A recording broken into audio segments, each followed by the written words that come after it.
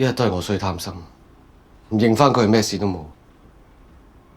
佢咁細個撲又唔知幾時有事。你話成世流流長，我係點過？ Hey man, you know what? Maybe this can help you.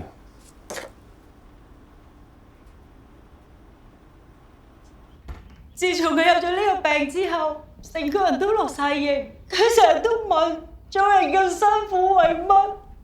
成日都唔知幾時會走。我唔知自己可以做啲乜。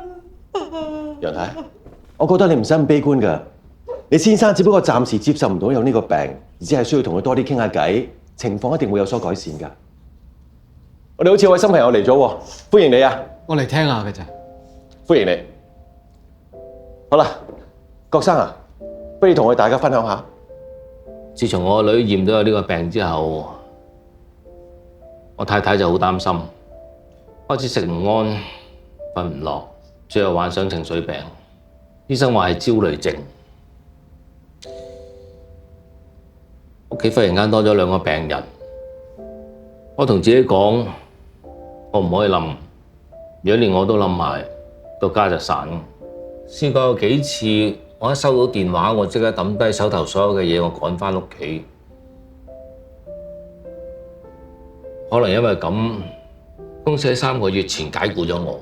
不過好彩，我好快揾到啲 freelance 做，咁生活係冇以前咁好。但我就多咗好多時間返屋企照顧佢哋，所以調返轉頭諗，其實我女嘅病反而令到我哋一家人嘅關係更加融洽、更加密切。郭先生呢個個案就證明咗一樣嘢，就證明咗每一件事都視乎我哋用咩角度去睇嘅啫。嗱，上天閂咗我哋一道門，但係總係會幫我哋開返一扇窗嘅。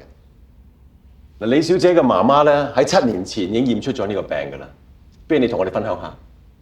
大家好啊，我係單親家庭長大，媽媽今年都70幾歲啦。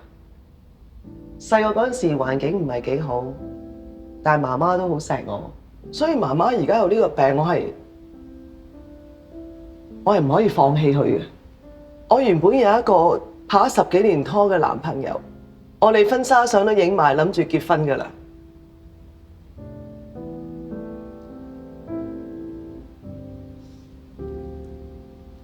點知有一日佢同我講，佢話：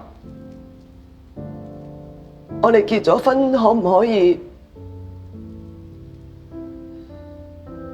搬出去住過二人世界啊？咁，因為我媽媽，我拒絕咗佢。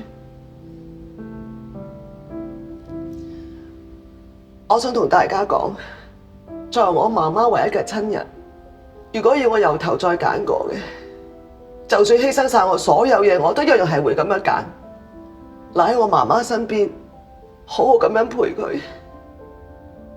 其實要照顧一個病人好簡單嘅啫，2樣嘢就係時間同埋關心。一個人有病，等於一家人有病。無論點，只要你願意一直陪住喺佢身邊，同佢一齊面對，難關點都會過嘅。我哋千祈唔好俾自己嘅恐懼打敗，反而更加要積極咁面對我哋嘅人生。